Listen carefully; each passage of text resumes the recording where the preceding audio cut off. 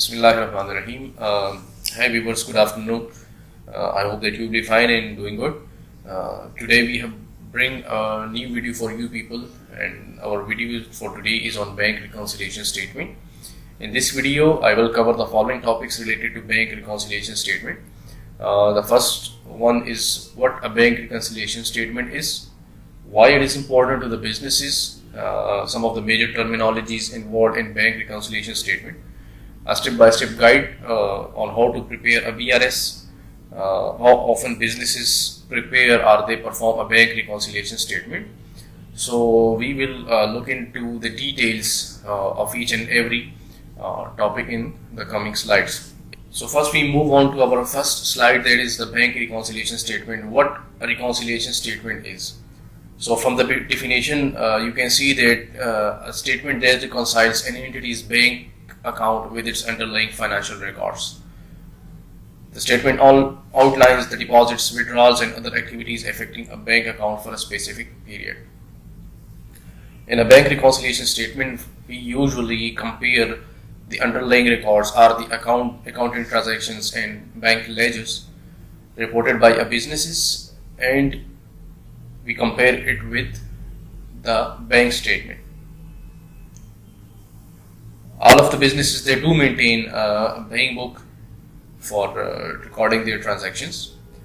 Similarly, banks too have an accounting software there, and they do keep the record of each and every customer, against every deposit, against every transaction a customer conduct.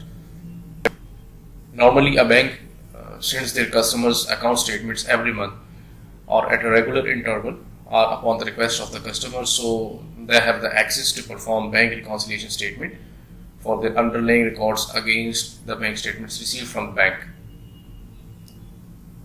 There are instances that balances do not match with each other, and there are reasons behind it. It may be the reason that a transaction has been conducted by the business but it has not yet updated by the bank, or a bank has conducted a transaction but the customer account is not yet updated. So the underlying record with the business and that with the bank, sometimes it do not match with each other. So for that purpose, we perform bank reconciliation statement in order to detect any errors or omissions or what you can say frauds as well. Looking on to the formula of the bank reconciliation statement. So whenever you prepare a bank reconciliation statement, the formula will be balance as per bank book or as per your ledger. You can add the unpresented checks with that amount, and you must deduct the uncredited lodgements or uncredited deposits. So moving on to our next slide, why reconciliation statement is important to businesses. Keep in mind that bank reconciliation statement is not a compulsory subject, and there is no fixed date for preparing BRS by businesses. Usually, a bank reconciliation statement is prepared on monthly basis. Businesses do receive their account statements from the banks on monthly basis, so it's more viable to prepare your bank reconciliation statements on monthly basis. The purpose why we perform our bank reconciliation statement is important. There are certain benefits attached to preparing the bank reconciliation statement. First one of those benefits is detection of errors. As you know, we are humans, and there is always a chance that human error is possible. The bank reconciliation statement helps businesses detecting errors in financial records on time.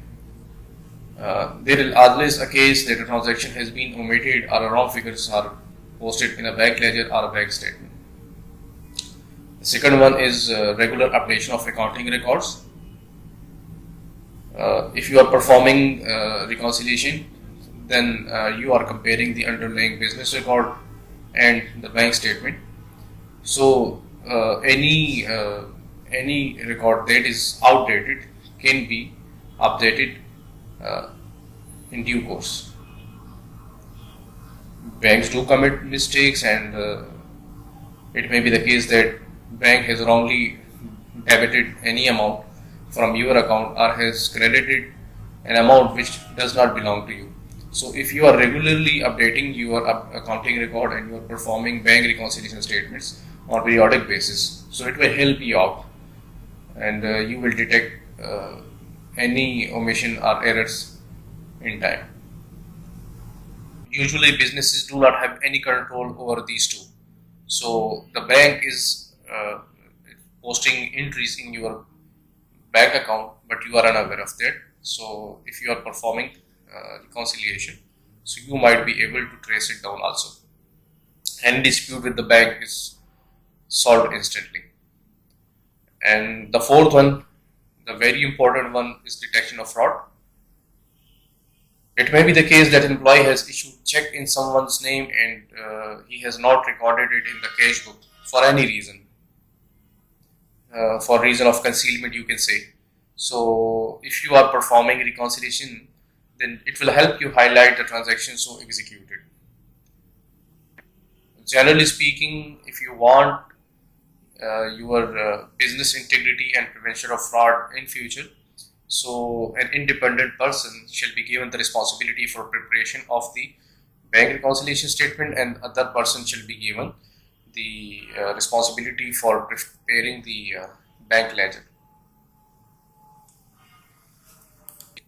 Moving on to our next slide, that is about the major terminologies used in bank reconciliation statements. Usually there are two main terminologies used in reconciliation. One is the unpresented check and the other one is uncredited checks or uncredited deposits, unclaimed deposits, you can say. The unpresented checks are those checks that a business or a firm has issued to its creditors or suppliers but has not yet presented in the bank, or the bank has not yet cleared it into your bank account. And the other one is uncredited checks. Uncredited checks are those checks which are deposited or transferred into your bank account but that has not yet been credited into the bank, and you have no clue of the transaction so conducted. So whenever you are performing the bank reconciliation statement, so you must add back your unpresented checks and deduct the uncredited checks. So these are the major two terminologies used in bank reconciliation statements. So with that we conclude our video for today. It was part first of our video regarding bank reconciliation statement. The step-by-step guide to preparing the bank reconciliation statement, and how often the bank reconciliation statement is performed. Both of these will be covered in part 2 of this video. So till then, take care of yourself and may God bless you. Allah Hafiz. Thank you.